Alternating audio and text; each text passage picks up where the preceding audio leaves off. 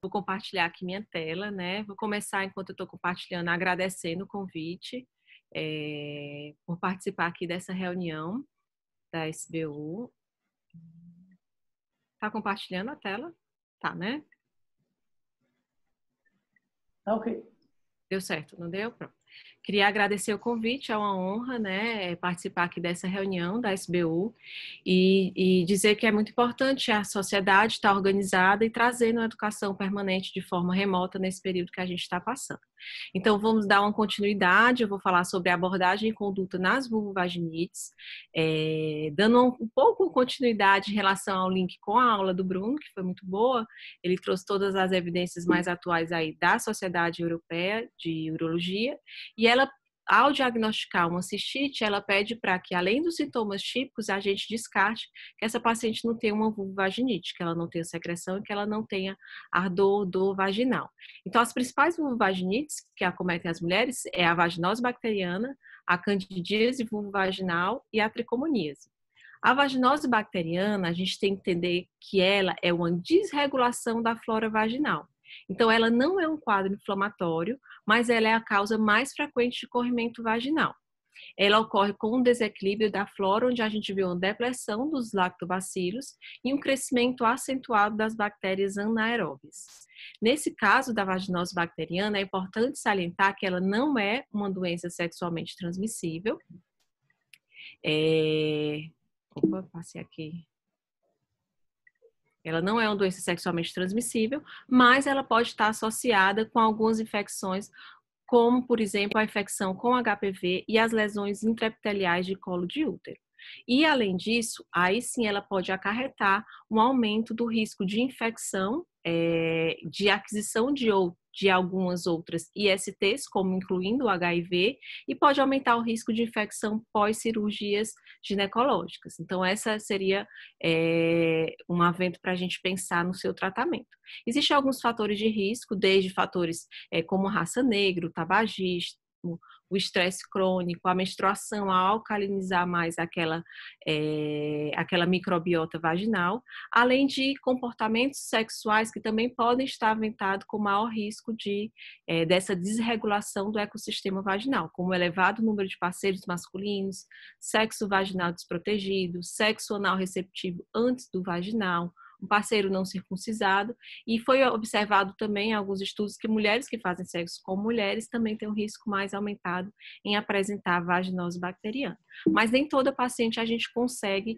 identificar os fatores de risco. O diagnóstico dela, existem critérios diagnósticos que se baseiam pela clínica, que são esses critérios clínicos de Amsel. Esses critérios, eles se baseiam com a clínica. Qual é a clínica evidente da vaginose? É principalmente o odor. Então, a paciente, ela chega com aquela queixa de odor, corrimento com odor de peixe, e aí, além disso, é um corrimento branco, acidentado, com um pH vaginal maior do que 4,5, um pH tendendo a alcalino em relação ao pH vaginal, que é ácido, e a presença no exame a fresco dessas clucells, que são células epiteliais circundadas por cocobacilos, como a gente pode ver nessa imagem.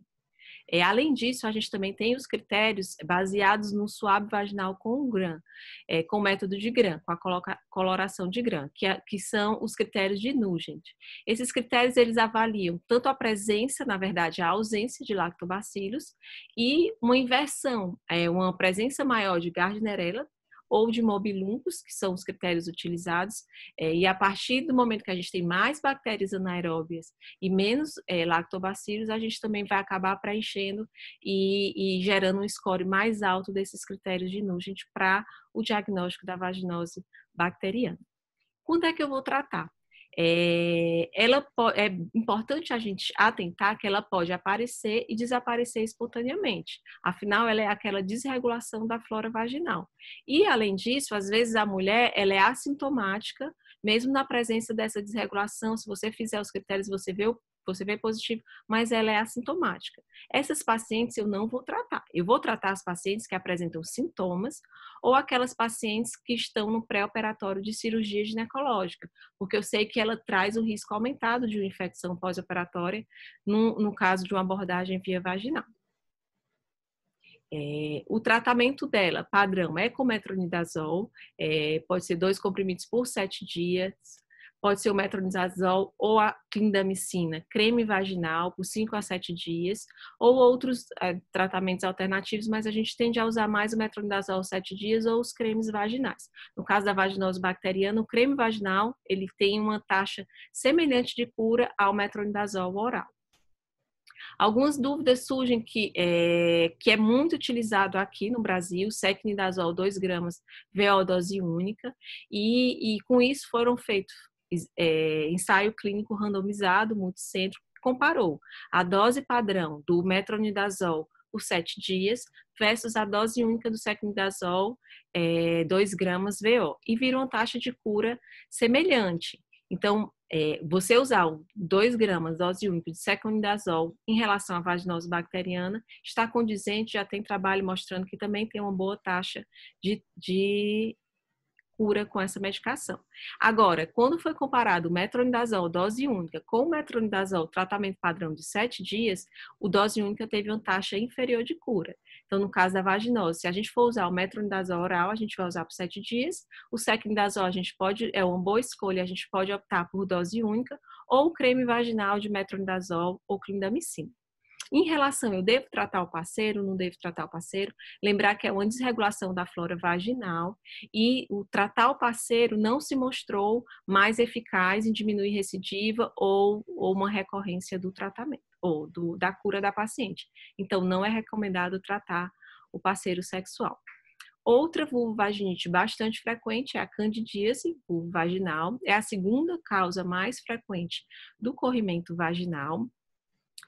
Atentar que a candidíase, o gênero da candidíase, ela faz parte da microbiota normal, ela pode estar presente em exames citopatológicos, às vezes vem o resultado Candida SP no resultado do exame citopatológico, às vezes vem a paciente assintomática, ela pode ter no seu ecossistema a cândida, mas essa cândida ela vai estar na sua espécie saprofítica, ela não vai estar patogênica. Então, quando ela não for patogênica, se ela estiver assintomática, a gente não deve tratar a cândida também. E a gente tem que lembrar que a mais comum é a Candida albicans, que promove a candidíase vaginal, 85 a 95% dos casos, mas existe também outras espécies de cândida, que são as cândidas aglabrata, atropicalis, que pode também estar relacionada com 5 a 10% dessas infecções por candidíase vaginal. Existem alguns fatores de risco aventados na candidíase vaginal, como diabetes mellitus descompensado, obesidade, gravidez e uso de anticoncepcionais em alta dosagem, porque a taxa hormonal acaba influenciando a acidez vaginal e acaba propiciando um pouco mais para a candidíase, que a candidíase cresce melhor em meio ácido. O uso de antibióticos por selecionar mais a flora, diminuir lactobacilos e aí sim diminuir um pouco o biofilme de defesa vaginal. O uso de corticoides imunossupressores, porque vai alterar a imunologia da paciente, e aí a gente tem uma chance maior de a cândida virar patogênica, e alterações de respostas imunológicas da paciente. A colonização, ela parece ser uma colonização hormônio dependente, então é bem mais comum na mulher na menarque, não é comum na mulher pré-púbere ou na mulher na menopausa.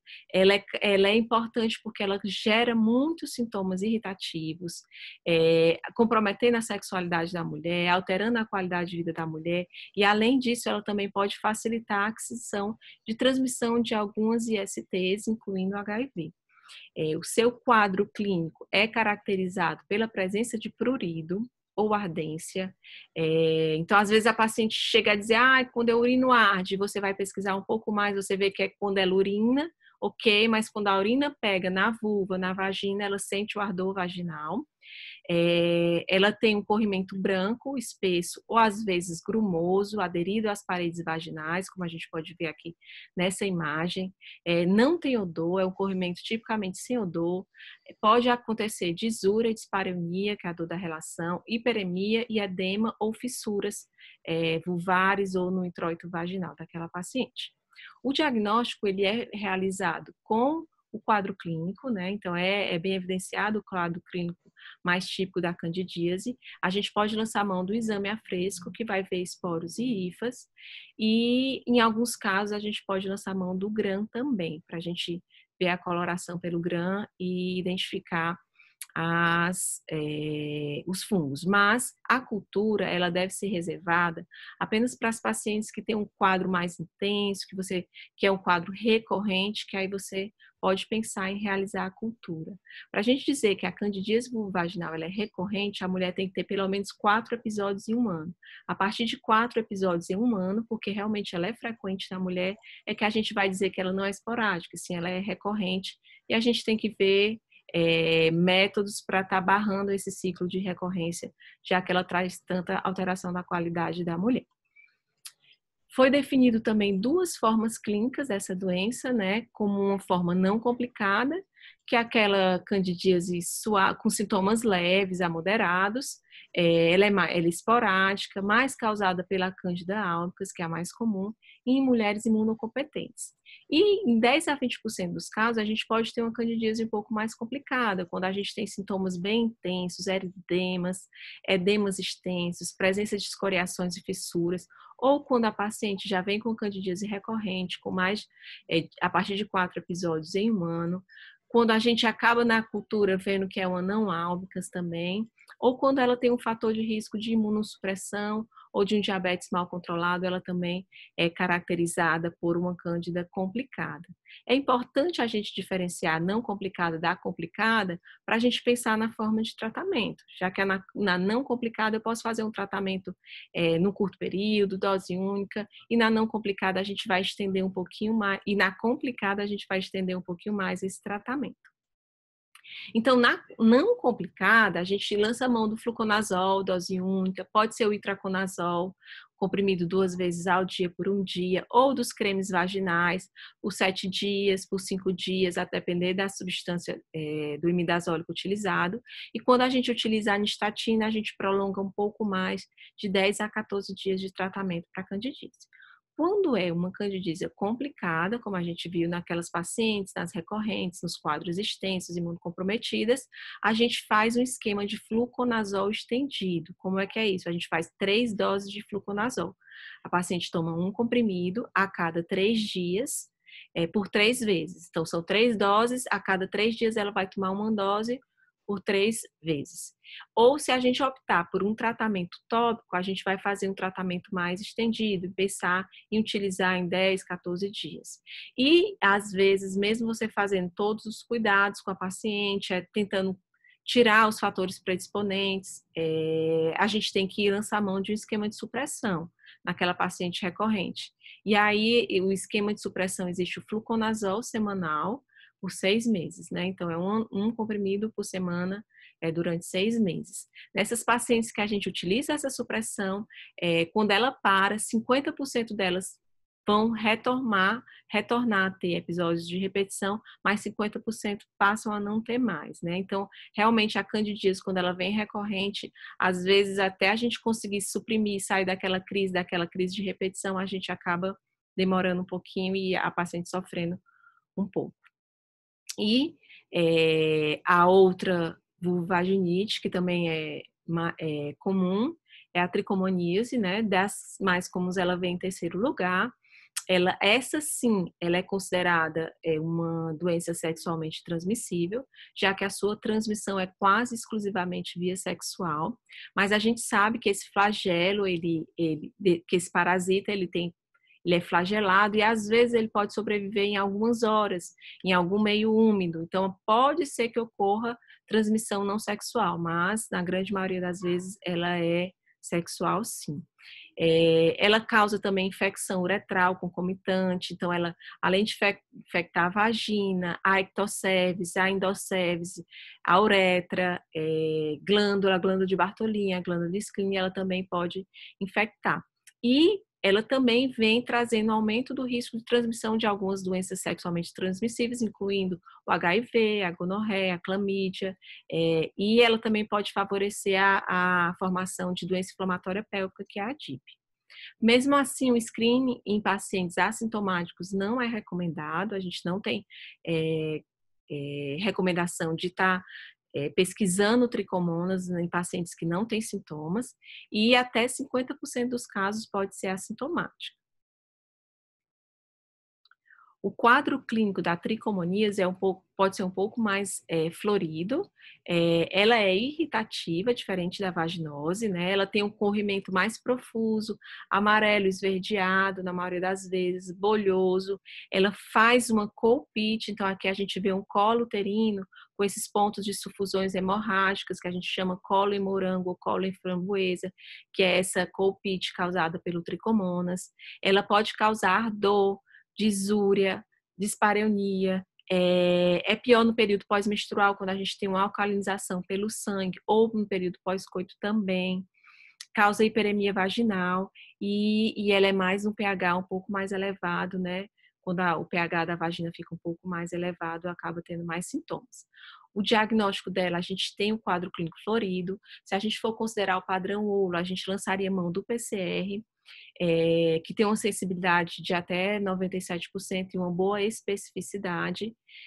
Antes da gente ter o PCR, a gente já tem o PCR aqui, a gente coleta no meio líquido, né? A gente está coletando a prevenção, aquele mesmo meio líquido, a gente pode pedir o PCR para tricomonas. Antes de ter o PCR, o padrão ouro era a cultura. E o exame a fresco também pode ser realizado, onde a gente vê o parasita flagelado com mobilidade. Então, a mobilidade dele facilita a sua visualização. O tratamento da tricomoníase também a gente vai tratar se qualquer teste positivo para tricomonas, a gente vai tratar independente dos sintomas. E aqui a gente precisa tratar o parceiro, né? Ela é o IST, se a gente não trata o parceiro vai servir de vetor, ela vai tratar e depois ela vai ser contaminada novamente. O tratamento pode ser o metronidazol dose única, ou tinidazol dose única, ou metronidazol em 7 dias. Em pacientes com HIV, é preconizado que esse tratamento seja feito mais prolongado, seja feito de 7 dias, de acordo com o CDC. Mais recentemente, um estudo multicêntrico randomizado, ele comparou o tratamento de 7 dias de metronidazol com o tratamento de dose única de metronidazol. E ele observou um melhor resultado no tratamento de 7 dias. E meta-análise também da Cochrane vem mostrando resultados semelhantes na tricomoníase de um tratamento superior com 7 dias. Então, ele passou a ser o tratamento de primeira escolha, o tratamento dose única ainda pela sua praticidade, por ainda ter bons resultados, mas o tratamento de 7 dias, 5 a 7 dias de metronidazol 2 vezes ao dia, ele é superior. E nesse caso, a gente não utiliza tratamento tópico. Então, a gente viu que o parasita ele é flagelado, ele tem uma boa mobilidade, o tratamento tópico vai tratar vaginal, mas não vai tratar o tricomona que está na uretra, não vai tratar o tricomona que está em algum outro local que ele pode colonizar, e aí a gente vai ter um subtratamento, e o tratamento tópico não é recomendado porque não é eficaz. E também aqui o secnidazol dose única também não se mostrou eficaz no tratamento da tricomoníase. Para a gente ter uma parada, um resumo final, a gente caracteriza mais a vaginose bacteriana, que é aquela desregulação da flora, caracteristicamente é o odor de peixe que a paciente refere, é aquele corrimento acinzentado, e que a gente vai tratar nos casos sintomáticos ou nas pacientes que estão em pré-operatório de cirurgia ginecológica. E a candidíase vaginal, ela é irritativa, a característica é mais aquele corrimento esbranquiçado, grumoso, aderido à parede vaginal. Em todas as pacientes sintomáticas, a gente vai tratar também. A tricomoníase vaginal, ela é irritativa, mas ela também tem um corrimento profuso amarelado. Então, ela promove também uma irritação, inflamação, e a gente também verifica, na grande maioria das vezes, esse corrimento mais aumentado. E a gente vai tratar sempre que positivo. Viu no exame, recebeu o exame com tricomonas, a gente vai tratar e a gente vai tratar o parceiro também. Importante a gente lembrar que todas as 3 facilitam a aquisição de doenças sexualmente transmissíveis, né? Então, é importante a gente saber disso, o maior risco, mas mesmo ela tendo maior risco, por exemplo, numa vaginose bacteriana assintomática, não viu que o tratamento diminuiu algumas outras complicações, por isso que só é tratado assintomático a tricomoníase. Acho que era isso, de uma forma mais rápida e resumida, para a gente falar um pouquinho das vulvovaginices, complementando e dando um toque mais aí para a ginecologia. Muito obrigado, Andresa. Excelente aula. Sempre é muito bom a gente ouvir pessoas de outras especialidades, né? A gente sempre vê que a gente aprende muito. E isso aí é uma doença que está extremamente associada, os sintomas, tudo muito parecido, né? Excelente aula. Tem algumas perguntas que já estão sendo feitas, mas como a gente combinou, a gente vai seguir com a aula da Lara e depois a gente volta para as perguntas. O povo Tá. pode ficar à vontade para perguntar. Nós temos uma boa audiência, 85 pessoas, estamos entre amigos. Então, quem tiver dúvidas pode ficar à vontade. Lara, boa noite. Compartilhar aqui minha tela.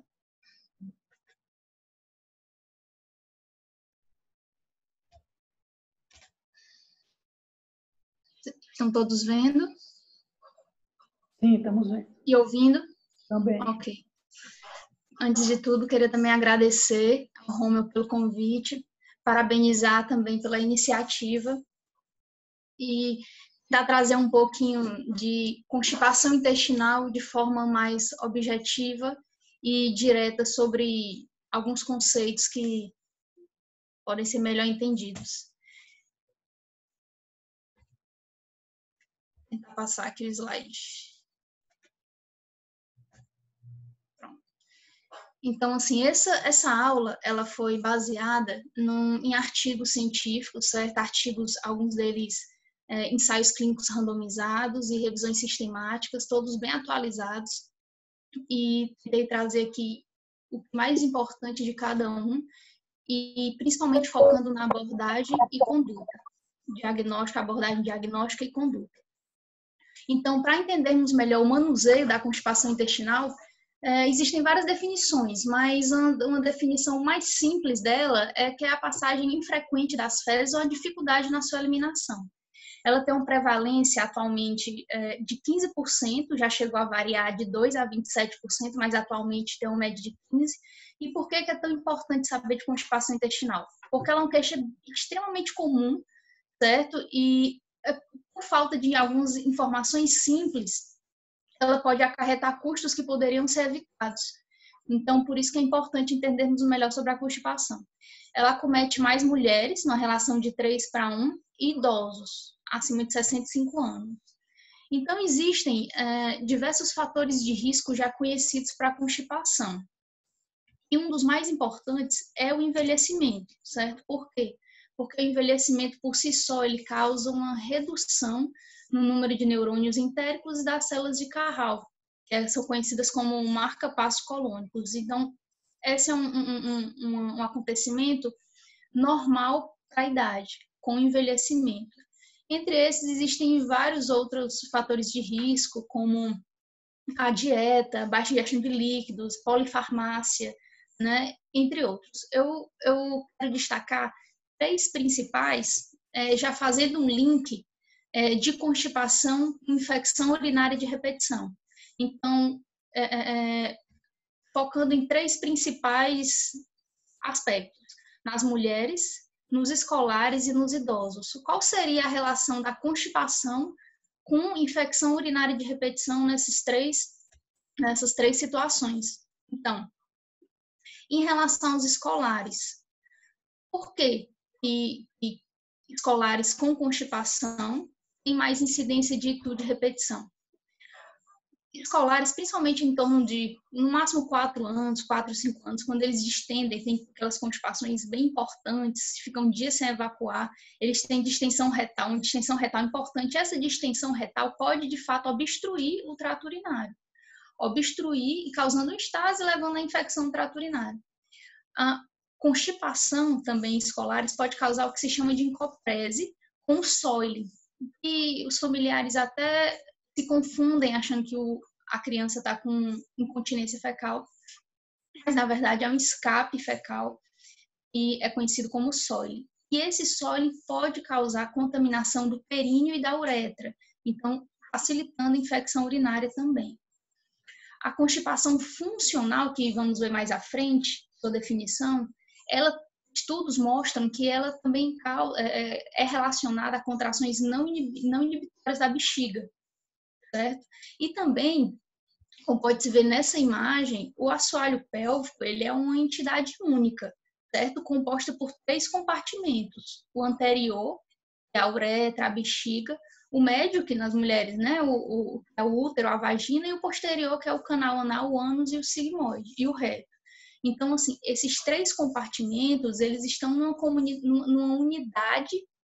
única unidade, numa unidade fisiológica, e todos esses músculos, os nervos, estão interligados, certo? Então, o esfíncter anal está interligado com o esfíncter uretral, certo? E os músculos perineais. Então, realmente tem essa é uma das conexões que relaciona a constipação com o intuito de repetição escolares.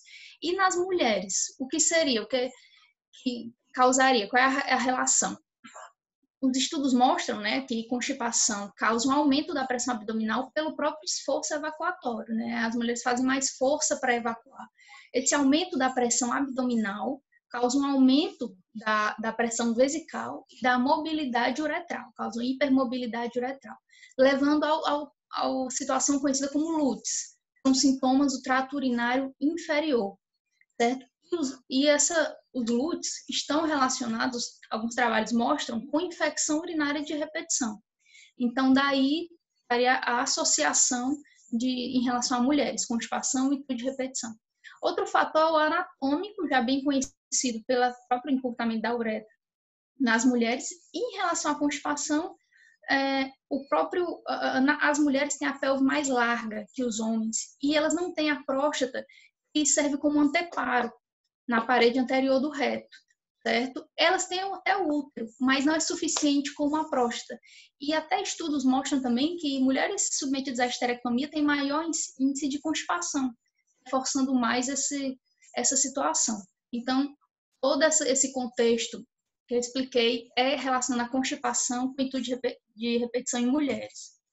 E nos idosos, qual é a relação? Qual seria essa relação?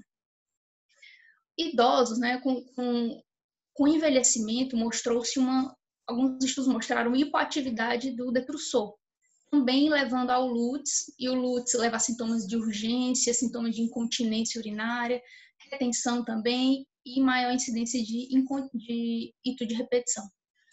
Outro fator é imobilidade, hospitalizações, institucionalizações. Esses 3 estão inseridos mais ou menos no mesmo contexto, no quesito de que idosos são mais, nesse caso, né, são mais suscetíveis a ficarem dependentes de cuidadores, né? Então tem uma maior necessidade de ajuda para a higiene. Então mesmo aquela situação de ter evacuado, tem que aguardar alguém para limpar e tudo, para fazer a higiene. Então isso pode estar relacionado com também maior incidência de repetição nos idosos, assim como sondagens vesicais de repetição. Então, assim, já que relacionamos a constipação, né, todos os fatores de risco e de repetição, nesses 3 contextos de mulheres, escolares e idosos, vamos agora para as causas da constipação, né? Elas se dividem em 2 grandes grupos, porque para tratar a gente precisa saber da causa primeiro. Então, causas primárias e secundárias. Quais são as primárias? Constipação de trânsito lento, a obstrução de saída e síndrome do intestino irritável forma constipante. Eu vou destrinchar cada uma de forma bem didática. E causas secundárias. Quais são as causas secundárias? E as mais comuns, bem dizer, causas secundárias são distúrbios metabólicos, como diabetes, hipercalcemia, o hipotireoidismo, as causas neurológicas, né, doença de Parkinson, por exemplo, demência, miopáticos, esclerose múltipla, certo? Amiloidose, anatômicos, o próprio câncer de cólon, uma estenose, certo? Outros fatores anatômicos, uma retocélio, intussuscepção, prolapso, certo? São causas anatômicas e medicações, opioides, antipsicóticos, certo? AINES, entre outros. Então, vamos classificar a constipação, certo? A constipação intestinal, ela é dividida em primária ou funcional e secundária. Secundária, ela é dividida em orgânicas, causas orgânicas e sistêmicas. Quais são as causas orgânicas? Eu já falei. estenose, câncer de cólon, são alterações de fato anatômicas, certo? São as causas orgânicas, cetocele, entre outros. As sistêmicas também já falei, que são as metabólicas, neurológicas e medicações, entre outros. E a primária ou funcional, ela se divide nas 3: constipação de trânsito normal, constipação de trânsito lento e desordens defecatórias. Então, para tentarmos entender o tratamento, a abordagem de um paciente com constipação e o tratamento, para mim é muito claro que existem 4 passos principais, 4 passos que facilitam bastante a conduta desses pacientes. E que os 2 primeiros passos podem ser realizados por todos os médicos. A partir do 3º e o 4º, aí seria o caso de um coloproctologista, ou um especialista ou outro em constipação intestinal, gastro, ok? Então, assim, qual o primeiro passo quando chega um paciente com constipação intestinal no seu consultório? O primeiro fator, o primeiro aspecto é descartar causas secundárias, certo? E como que eu vou fazer isso? Uma anamnese detalhada, cuidadosa, certo? Abordando todo aquele aspecto de causas secundárias, como já foi falado, exame físico e também incluindo o toque retal. É muito importante fazer um toque retal nesse paciente. Okay? Então, já nessa consulta, eu já solicito exames laboratoriais. Por quê? Hormônios, glicemia, tudo aquilo que eu já falei. E colonoscopia, se sinais de alarme. Quais são os sinais de alarme? Se o paciente tiver constipação e perda de peso, dor dor abdominal, hematoquesia, início da constipação foi agudo, certo? Ou se a idade que ele está no seu consultório, que ele se apresenta a você, é maior ou igual à idade que ele deveria ter feito a coluna, a idade de screening, ou seja, 45 anos atualmente, ou se ele já fez há bastante tempo e já está no momento de repetir. Então, se ele tiver um desses sinais de alarme, deve ser solicitada uma colonoscopia, fora os exames laboratoriais. Então, esse é o primeiro passo. O paciente voltou no seu consultório com o resultado desses exames, certo? E deram normais. Então, vamos para o segundo passo. Não precisa ser feito pelo especialista. E o segundo passo é chamado de therapeutic trial. O que é isso? Eu tenho a possibilidade de tratar esse paciente com 3 orientações bem simples, mas específicas. Não deixam de ser complexas só porque são simples. E muitos especialistas esquecem, às vezes por falta de conhecimento ou até pressa mesmo,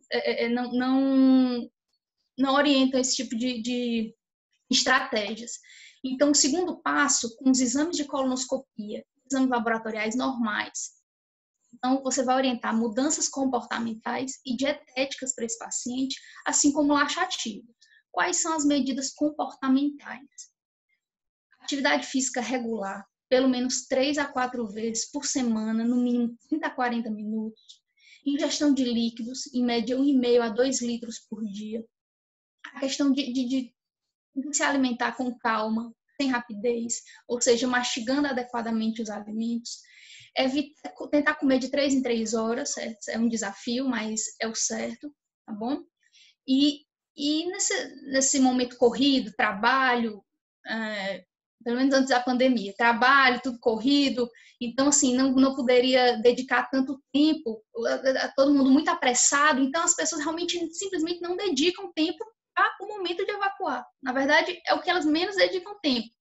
Então, esse tempo, essa dedicação, essa calma é importante nesse processo. Obedecer ao reflexo gastrocólico. O que seria isso? Não inibir vontade.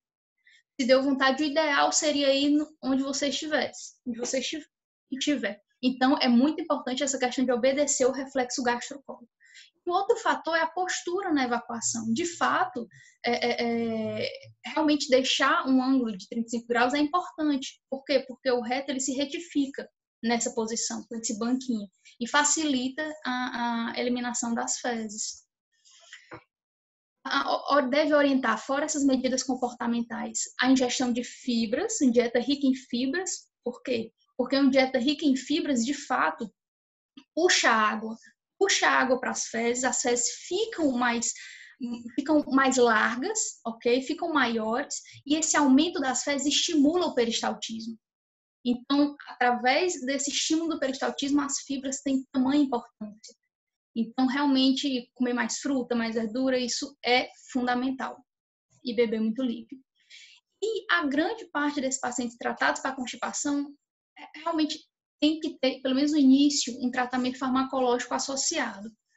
E existem várias classes que não só coloproctologistas, mas nessa fase nós estamos no segundo passo, todos deveriam ter conhecimento desses laxativos até para escolher a melhor opção.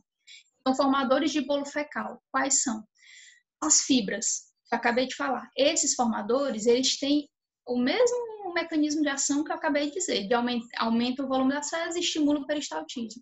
São os únicos laxativos que podem ser usados ad eternum, o resto da vida. São os únicos. Todos os outros devem ser por tempo limitado. Os agentes lubrificantes, eles são agentes que o mecanismo de ação é por deslizamento fecal, certo? E também devem ser usados por curto período de tempo. O óleo mineral, por exemplo. E os laxativos osmóticos. Os laxativos osmóticos e os estimulantes ou irritantes, eles já são usados para preparo de colo, podem ser usados para preparo de colo. Os osmóticos, eles puxam água e tanto os osmóticos quanto os estimulantes ou irritantes, eles podem causar desidratação, tem que ser usados com cuidado em idosos, podem causar distúrbios hidroeletrolíticos, okay? Mas podem ser usados por curto período de tempo.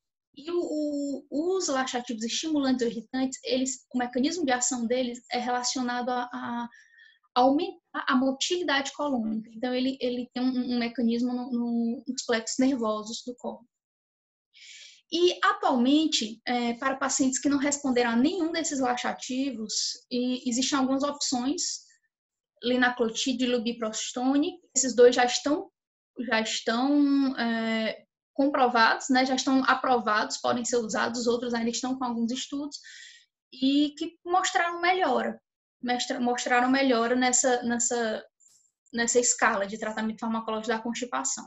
Não são muito conhecidos aqui no Brasil, mas temos que conhecê-los. E, de fato, acabamos o segundo passo. Fizemos a medida comportamental, orientação dietética, tratamento farmacológico. Quando encaminhar, então, para o coloproctologista? Qual é a hora? Se já apresentou lá no primeiro passo algum sinal de alarme, é interessante já encaminhar. Se você chegou nesse final do segundo passo e não teve sucesso, encaminhar.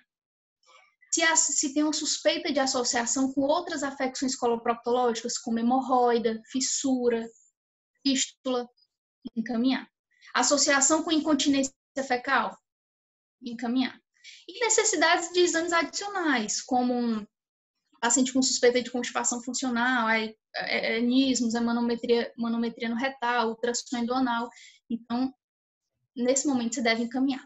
Então, o terceiro passo, ele é normalmente feito por coloproctologista, certo? E o terceiro passo, ele se baseia em caracterizar a constipação funcional, porque nesse terceiro passo já não tem mais causas secundárias naquele fluxograma. Então, nesse momento, eu quero definir a constipação funcional. E hoje em dia existem os critérios de Roma 4, certo? Que eles definem muito bem a constipação funcional e eles envolvem a presença de 2 ou mais desses sintomas, que incluem esforço evacuatório, alteração na consistência das fezes, sendo elas mais endurecidas, sensação de evacuação incompleta ou de obstrução no retal, necessidade de manobra para retirar as fezes, certo? E menos de 3 evacuações por semana. Então, a constipação funcional envolve essas características.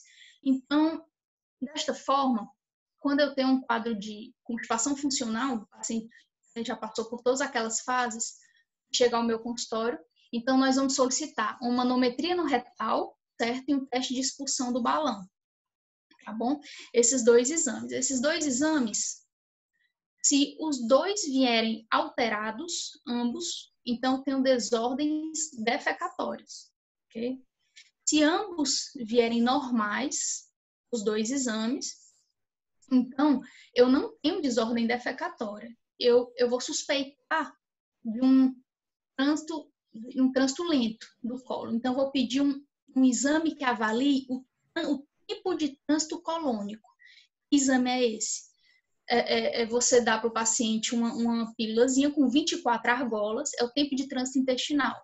Ele engole um comprimido, dentro desse comprimido tem 24 argolas radiopacas, ele faz um raio-x no 0, no 3º e no 5º dia. No 5º dia, eu tenho que ter no máximo 5 ou no máximo 20% dessas argolas. No máximo. Se no 5º dia ele tiver mais, então ele tem um tempo de trânsito lento. Ele tem uma constipação de trânsito lento, certo? Se o exame der negativo, então ele tem uma constipação de trânsito normal.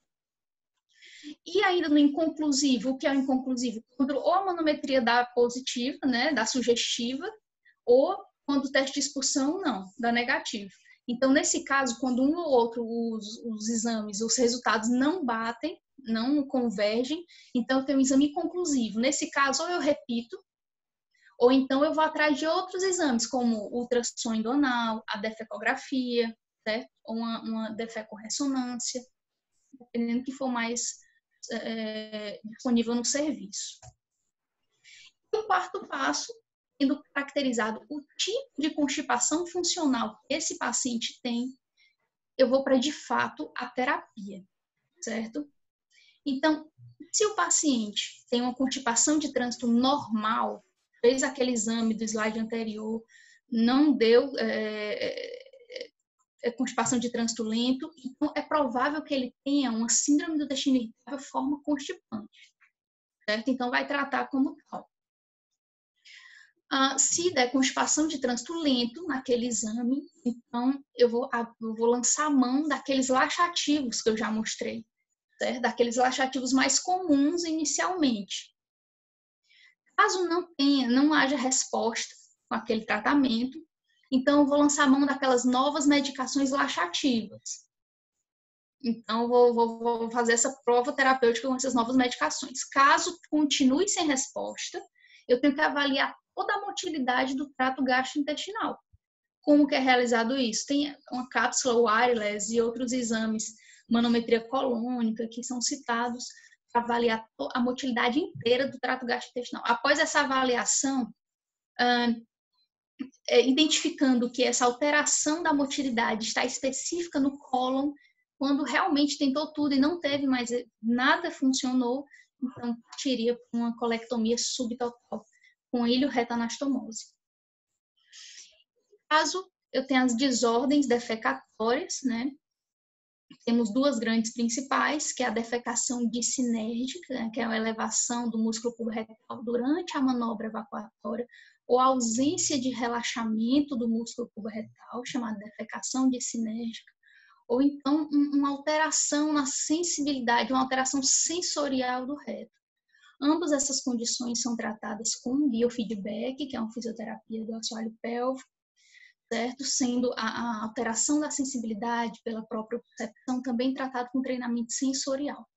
Caso essas duas condições não tenham funcionado para esse paciente, né, deve-se considerar a neuromodulação sacral. Por que eu estou falando considerar? Porque atualmente, para a incontinência fecal é bem estabelecida a neuromodulação sacral, mas para a constipação existem estudos conflitantes, alguns com resultados bem promissores e bem interessantes para essas condições, mas outros que para a constipação desse tipo, realmente eles não têm resultados tão satisfatórios. Então, dessa forma, considerar a neuromodulação sacral, mas é uma possibilidade e é uma promessa futura, mas necessita mais estudos.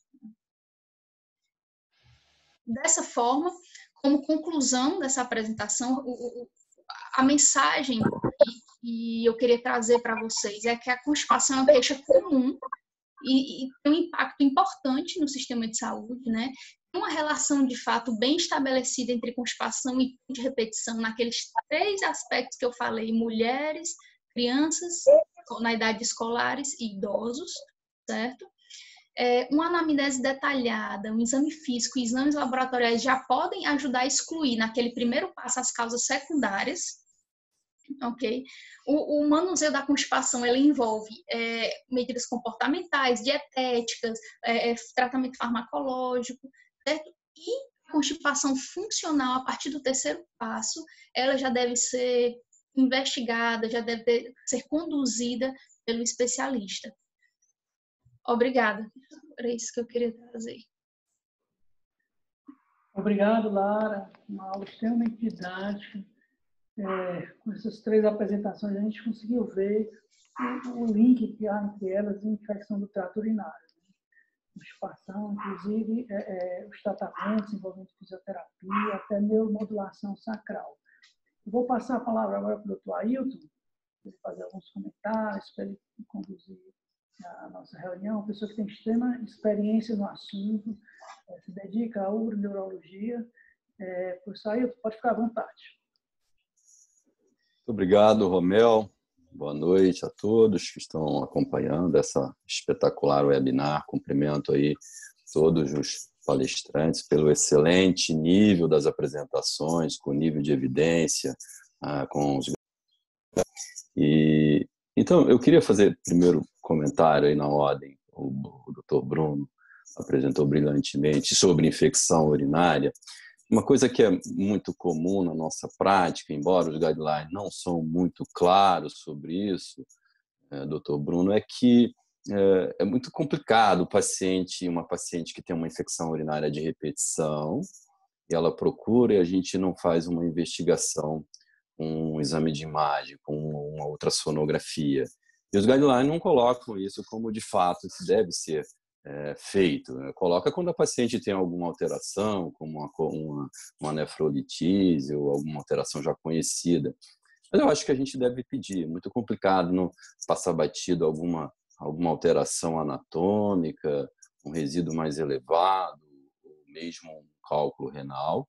Esse é um comentário. E o outro também é sobre a profilaxia, né? Que eles ainda colocam a cefalexina e o Bactrim. A gente sabe que o nosso perfil epidemiológico, a resistência bacteriana a essas 2 drogas é muito alta, principalmente aqui na região do Rio, aqui no Sudeste. Eu acredito também que deve ser a mesma realidade em Fortaleza, né? No Ceará. Então, eu queria ter os teus comentários a respeito dessas 2 situações.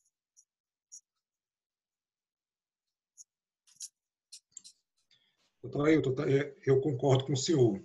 Realmente, muitas vezes eu acabo pedindo ultrassom numa paciente com infecção urinária de repetição. Porque a gente tem muito medo daquelas poucas situações em que a paciente pode ter uma doença grave, né? Recentemente eu diagnostiquei uma paciente com carcinoma urotelial de alto grau, com a clínica semelhante a uma infecção urinária de repetição. Na apresentação, a gente tem que seguir um pouquinho o guideline, né? Mas eu concordo com o senhor que, muito frequentemente, a gente acaba pedindo exame complementar para avaliar essas pacientes. E, em relação ao Bactrim e à cefalexina, realmente a gente fez um levantamento aqui na Santa Casa de Sobral, e agora para pacientes internados. A resistência ao Bactrim, ela estava em torno de 40%. Então, você vê que os guidelines, eles não orientam a gente fazer o Bactrim quando o perfil de resistência for maior do que 20%. Então, é uma droga para a gente deixar como um pouquinho para lá, a gente dá preferência à nitrofurantoína, ou até o monuril, a fosfomicina, a cada 10 dias. De fato, Perfeito. os guidelines, eles trazem mais essa recomendação, principalmente em pacientes menores de 40 anos, né? Que é aquela paciente que você acha que realmente não tem nenhuma outra comorbidade, que não tem uma outra queixa. mas eles trazem, talvez, para não ser métodos invasivos, como, por exemplo, a cistoscopia, né? Ele frisa bem para você não realizar a cistoscopia em pacientes com menos de 40 anos que não tenham outras queixas.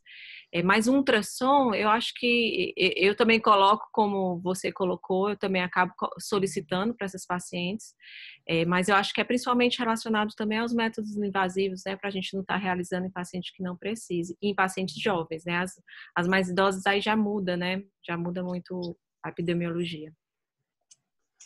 Aproveitando o teu comentário, doutora Andreissa, acho que a gente aprendeu bastante aí sobre as vulvovaginites e a importância do exame físico, né? A importância do exame físico. Para a gente, raramente chega uma cistite de primeira, cistite não complicada. A gente normalmente é referenciado a nós, uma paciente que já tem uma cistite de repetição, ou uma paciente que tem uma cistite complicada. Mas, mesmo assim, eu acho importante a realização do exame físico, acho fundamental. Às vezes você se depara com uma distopia pélvica. Eu já tive um caso que foi uma paciente que tinha cistite de repetição, e não é uma senhora mais idosa, e, na verdade, ela tinha uma estenose de meato uretral. Então, o exame físico é importante. E aí tem até uma pergunta que tem aqui no chat, que eu queria aproveitar e comentar. Eu já queria fazer essa pergunta, que foi feita parece que o Rômulo, exatamente, porque a gente acompanha muitos homens que têm diabetes e eles fazem muito balanopostite de repetição e tudo. E muitas vezes a mulher, a gente nem toca no assunto, se esquece de perguntar sobre a esposa, né? Faz uma balanopostite por candidíase, por exemplo, que é comum. A gente se esquece de perguntar para a esposa se ela tem alguma queixa. Muitas vezes a esposa é assintomática, como o Romulo questionou. E qual é a tua recomendação? O paciente chegou a balanopostite, um homem diabético, e eu oriento a esposa a procurar o ginecologista. Qual é a tua recomendação? Perfeito. Só começando com o exame físico, né? Como você bem colocou, se a gente discute às vezes realizar um exame a mais, o exame de imagem, o exame físico também ele passa a ser crucial. Ele é antes até do exame complementar. Então, realmente, é muito importante, onde a gente vê a atrofia, que a gente tem que tratar melhor, que tem a carúncula uretral, por atrofia, que tem uma distopia, ou que tem uma vulvovaginite também associada, que às vezes os sintomas podem confundir um pouco nas vulvovaginites irritativas. E na candidíase, que é muito frequente, ela é bem irritativa, qual é a recomendação em relação a tratar parceiro? Então, não existe, por exemplo, se eu tiver uma candidíase não complicada, vamos dizer assim, esporádica, ou na mulher ou no homem, não existe a recomendação da gente tratar o parceiro, né? Nem se for a mulher, nem se for o homem, não existe essa recomendação de tratar o parceiro. E a recomendação de tratar o parceiro nos casos complicados, a gente ainda não tem essa resposta nos estudos. Existe uma tendência de a paciente estar com aquela candidíase recidivada, repetitiva, ela já tem algum fator imunológico intrínseco dela, às vezes a gente nem consegue identificar, mas é algum fator imunológico local que acaba condizendo que ela tenha maior risco de candidíase, como, na verdade, se você já está citando um diabético, que já teria um fator de risco. A gente pode cogitar tratar o parceiro nesses casos. Então, a gente pode cogitar, mas não existe uma recomendação ainda formal, ainda existe controvérsia na literatura, a gente ainda não existe essa indicação formal, mas já se discute tratar o parceiro no caso da candidíase, no paciente recorrente, no paciente mais complicado, sim.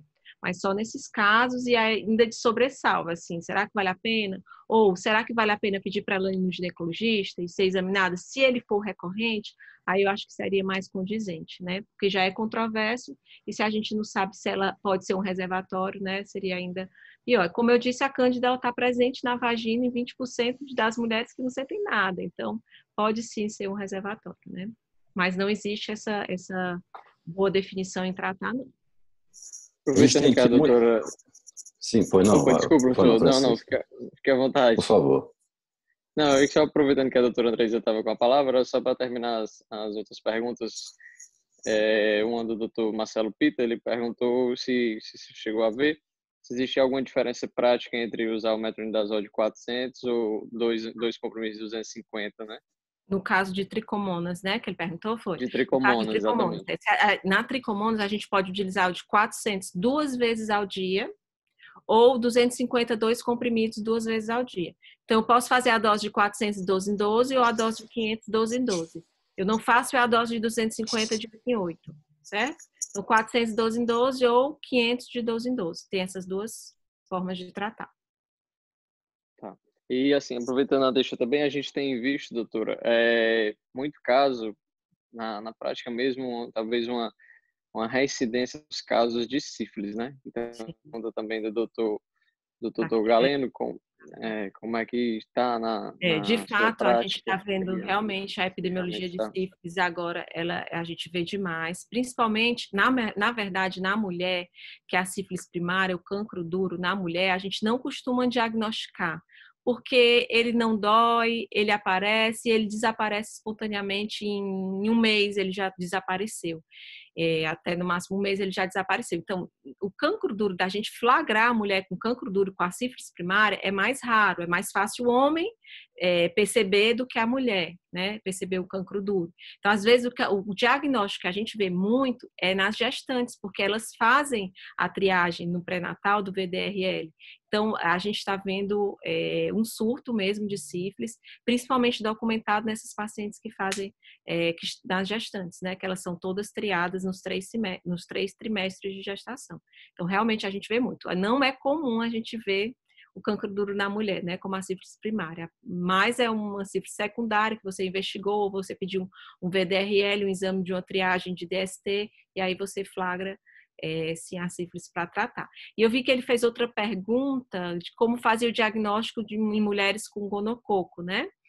A gente tem algumas opções de biologia molecular que a gente lança muito mão para esses diagnósticos. Então, hoje em dia, a gente tem facilmente no consultório. Então, a gente tem a pesquisa, a captura híbrida. Então, a gente tem a captura híbrida de clamídia, tem a captura híbrida de gonococo, que a gente coleta com a escovinha mesmo do colo uterino, a gente coleta e pede a captura híbrida gonococo, clamídia. Existe o PCR também, que a gente faz a coleta. Existe até um PCR, que é o PCR multiplex, que é um PCR que faz uma triagem de DSTs. Então, pega gonococo, clamídia, tricomonas, ureoplasmas, alguns subtipos e micoplasmas, outros subtipos também. A gente vê também esse exame na prática, que a gente lança a mão, facilmente a gente colhe e tem um diagnóstico específico para cada, né? Para cada uma dessas ISTs. Então, eu, se eu quiser voltar a palavra. Tá, perfeito. Antes da gente migrar para a doutora Lara, eu queria fazer mais um comentário sobre infecção urinária, voltando aí ao doutor Bruno, em relação à avaliação individualizada das medidas comportamentais. Quando a gente olha os estudos de longo prazo, o segmento, a gente percebe que esses estudos eles não trazem muita evidência em relação às medidas comportamentais. Mas isso tem que ser feito, né? Porque a gente identifica na história da paciente algumas mulheres, alguns grupos que certamente a orientação comportamental vai fazer diferença. A constipação, por exemplo, é uma delas, né? Eu vejo que a mulher, como foi colocado, um percentual de 20%, como a doutora Lara comentou, de constipação e essa associação de disfunção do assoalho pélvico, associação de LUTS. Existe também uma associação de bexiga hiperativa com constipação, que é da ordem de 20%, 25%. E essas mulheres fazem infecção urinária, essas mulheres têm essa disfunção do assoalho pélvico. Então, quando você foca mais a história, a anamnese, consegue identificar que existem esses fatores, acho que a gente tem que fazer certamente essa orientação comportamental. E é interessante que a orientação comportamental, do ponto de vista prático, a gente percebe que a gente consegue reduzir muito as infecções e muitas vezes evitar antibiótico profilático.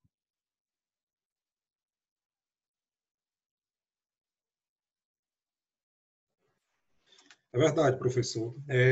Na minha prática clínica, eu noto que as pacientes realmente melhoram quando a gente faz essas orientações. Se a gente for ver esses trabalhos que mostram que não há nível de evidência, eles são trabalhos antigos. Né? Quando eu estava fazendo essa pesquisa, quase tudo em infecção urinária são trabalhos, embora randomizados, eles são trabalhos da década de 90, no máximo nos anos 2000. Então, são trabalhos antigos. Então, precisa uma melhor investigação a respeito da terapia comportamental. E a minha impressão também é a mesma do senhor. Quando a gente orienta, é obrigatório orientar, e quando a gente orienta, a gente tem uma melhora no controle da paciente e às vezes até a gente consegue reduzir o antibiótico profilático. Muito bem, vamos migrar agora para a doutora Lara. Ela fez uma excelente apresentação e ela colocou mais no final da apresentação quando encaminhar para o proctologista. Eu acho que depois dessa aula a gente não vai encaminhar muita coisa para você não, viu, Lara? A gente aprendeu bastante no manejo da constipação intestinal. E uma coisa que você tocou que eu achei bacana foi essa associação da infecção urinária com a constipação, né? Mulheres e crianças. Eu também trabalho com crianças com disfunção neurogênica, mielomeningocele, paciente com lesão medular, que é um sofrimento, a qualidade de vida deles é muito ruim por conta da constipação. E queria que você comentasse o papel, né, a gente vê, o proctologista domina muito isso, o nefrologista que trabalha com criança também domina, o urologista domina menos. O papel da avaliação do diâmetro transverso do reto, né, na avaliação do trato urinário, na avaliação da disfunção do assoalho pélvico e na constipação. Às vezes a gente vê algumas crianças com infecção, que têm história de constipação. Essa avaliação ajuda ou não ajuda? Ajuda, com certeza. Tem que ter uma avaliação de toda, como eu falei, né? A assoalho pélvico ele é uma unidade fisiológica única, né? Então, assim, como eles estão envolvidos esses 3 compartimentos, então toda essa avaliação anatômica mesmo, fisiológica, funcional e anatômica deve ser feita. É importante também, com certeza. Podia trazer as perguntas, né, para a doutora Lara. Eu posso responder aqui, ó, que eu vi que me perguntaram não tinham entendido sobre a relação de histerectomia com a constipação. Posso responder? Sim, por favor. Certo. Como eu falei, é algo mecânico também. A relação de histerectomia com a constipação é o seguinte: as mulheres têm a pelve mais larga que os homens e elas não têm um anteparo da próstata para fazer funcionar como anteparo para a parede anterior do reto, certo? O útero, mesmo que tenha útero, ele não é como a próstata, não é tão rígido como ela. Então, as mulheres, fora a pelve mais larga que os homens, ainda tem mais essa questão. E por isso, os estudos mostraram, corroborando mais isso que eu estou falando, né? Mulheres histerectomizadas têm mais constipação. Essa foi uma observação realizada em alguns estudos, certo? E corroborando mais essa questão de não ter um anteparo. Outra pergunta que fizeram aqui foi sobre uma paciente que fica 2 semanas sem evacuar, usou diversos laxativos. Nessa situação, descartando as causas secundárias, deve-se partir para fazer, no mínimo, uma manometria, né, anorretal, com o teste de expulsão do balão, e também seria, dando normal, dando naquele fluxograma, acabaria tendo que fazer um raio-x de trânsito intestinal. Então, me parece que essa paciente pode ser que ela tenha um trânsito lento. E já fazendo um link com a outra pergunta no final, que perguntaram qual o laxativo que eu prefiro para constipação de trânsito lento, o laxativo que é mais utilizado para essas situações é o laxativo osmótico, certo? Mas por um período curto de tempo, mas as pacientes elas tendem a se adaptar bastante ao laxativo osmótico. E caso ela tenha boa resposta, se você for podendo fazer a migração, mudando para um laxativo de fibra, sempre é importante. Então, sempre coloca na cabeça que os outros laxativos, a não ser o de fibra, eles são temporários, certo? Mas, claro, se não houver adaptação alguma do laxativo rico em fibra, então teria que continuar com o osmótico, fazendo acompanhamento. No caso dessas pacientes com constipação de trânsito lento. Ótimo. Uma pergunta aqui para você, Bruno, sobre o manejo da cistite pós-coito, né? Habitualmente eu particularmente uso muito a nitrofurantoína, né? Acho um excelente antibiótico para essa situação. Queria ouvir também você se você usa ou tem usado cefalexina. A cefalexina tem um pouco mais de resistência, né? Uhum. Exatamente. O que é que os trabalhos dizem a respeito da profilaxia pós-coital e da profilaxia contínua? Elas parecem ser iguais, tá certo? E então, quando é que você decide fazer cada uma? No exame físico, ou na anamnese, você pode perguntar à paciente se ela nota que após as relações, ela passa a ter as crises. Então, se ela confirmar essa associação, você pode iniciar para ela a terapia pós-coital. Se ela não falar que há essa relação, você faz a terapia contínua. Eu faço muito nitrofurantoína, a dose de 100 mg ao dia. Certo? Eventualmente, eu faço sulfa, mas cefalexina realmente eu não faço de rotina.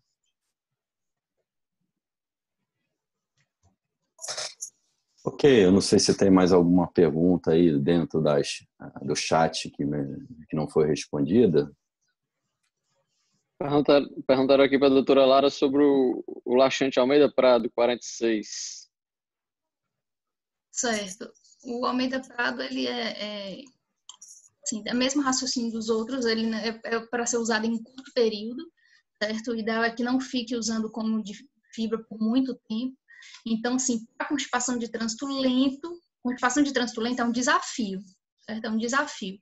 Então, não é tão fácil tratar como dizem os fluxogramas, mas tem que ter paciência e você vai adaptando para aquele paciente. Se ele apenas se adaptou com Almeida Prado, então você pode deixar Almeida Prado, mas o objetivo é que você vá tentando cada vez mais deixar em dias alternados e tentando retirar aos poucos ou associar com uma fibra para ele sempre tendendo a se acostumar só com de fibra.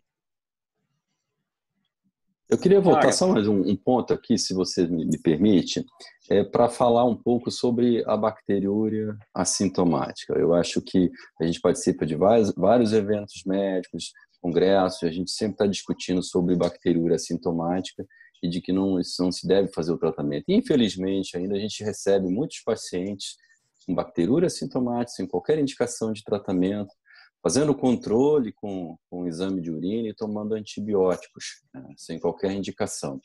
E esse esforço nosso de insistir, de mostrar que a bacteriúria assintomática ela só tem indicação de tratamento em praticamente uma situação, que é na grávida, na mulher gestante. Nas outras situações não tem. A gente vê paciente com bexiga neurogênica, criança com bexiga neurogênica, fazendo tratamento de bacteriúria assintomática, paciente idoso, né? Eu não sei se essa realidade também existe aí no Ceará, se aí vocês ainda veem essa situação. Com certeza. A gente nota que é quase uma regra, né? Cultura positiva igual tratamento, mesmo que o paciente esteja assintomático. Realmente são poucas as indicações, né? Realmente a principal dela, que vai ter mais prejuízo se você não tratar, é a grávida, né? A gente vê também, o senhor falou de pessoas fazendo controle pós-tratamento. Não existe indicação de controle pós-tratamento na cistite não complicada, nem na cistite recorrente. Você não deve pedir cultura para ver se realmente tratou. Agora, na grávida, é importante pedir essa cultura, porque você tem que ter certeza que ela tratou essa bacteriúria assintomática.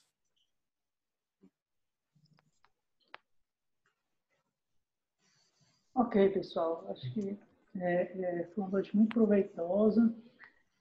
Tivemos aulas de especialistas, conhecemos assuntos novos, conseguimos fazer um pouquinho de interação entre a urologia, a proctologia, a ginecologia. Eu acho que esses eventos acabam sendo extremamente proveitosos porque a gente vai, no nosso dia a dia, quando estiver no consultório, é que a gente vai ver o quanto foi proveitoso. Estamos com mais de 1h30 aqui já de conversa, né? Então, para não ficar muito cansativo, esses dias são vários webinars que a gente tem que assistir. Eu queria agradecer a presença de todos, queria agradecer a APSIM pelo apoio que deu na organização desse evento. Agradecer mais uma vez os palestrantes, doutor Bruno, doutora Lara, doutora Andresa. Agradecer também ao professor Ailton, que disponibilizou seu tempo hoje para discutir um pouquinho aqui. Fez valiosas considerações para o nosso dia a dia também. E ao doutor Mesquita e ao doutor Idelbrando. Se alguém quiser fazer algum comentário a mais. Só agradecer e parabenizar a todos os palestrantes e a direção da SBU por mais um evento de muito sucesso. Muito obrigado a todos, boa noite, uma ótima semana para todos nós. Agradecer o convite, obrigada, parabéns, gente. Boa noite, pessoal. Parabéns para todo mundo. Boa noite a todos e até mais. Boa noite. Boa noite a todos, até mais. Até mais.